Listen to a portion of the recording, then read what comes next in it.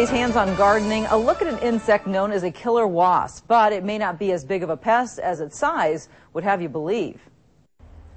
In today's Hands-on Gardening, we're talking about cicada killer wasps. Joining me is Steve Hunzinger from the UW Extension Office. Steve, it sounds like a really menacing insect, but in reality, these are bees that really don't bother a lot of people. It's just their size and their name kind of freak people out. That's right. It's a solitary wasp, and so the size itself, like you said, about an inch to inch and a quarter in size, really gets to be something that can get us nervous about what kind of wasp we have going on or living in our yards or flower beds or even in some sandy or gravelly areas in our home. Now, the males don't sting. It's the females that sting, but they have to be highly provoked. They're, usually if you leave them alone, they won't bother you. That's right. They're not seeking out or trying to be aggressive. If they're provoked, a lawnmower over the top or pets trying to play with them or bother them tends to be when we see them be more provoking or trying to sting.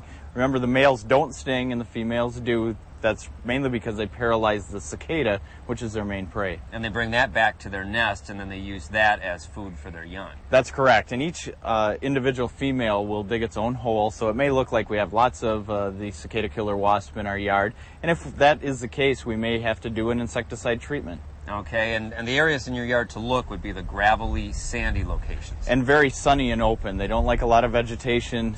Direct sunlight for most of the time is an area we would look at. And if we do have to use an insecticide option, any of our normal wasp insecticides, usually as a powder or a dust put out near the hole that the females have dug, would be the place that we would want to put that, and usually do that treatment toward dusk or night. Alrighty, thank you very much, Steve. Something to keep an eye out for in your backyard. That is today's Hands-on Gardening.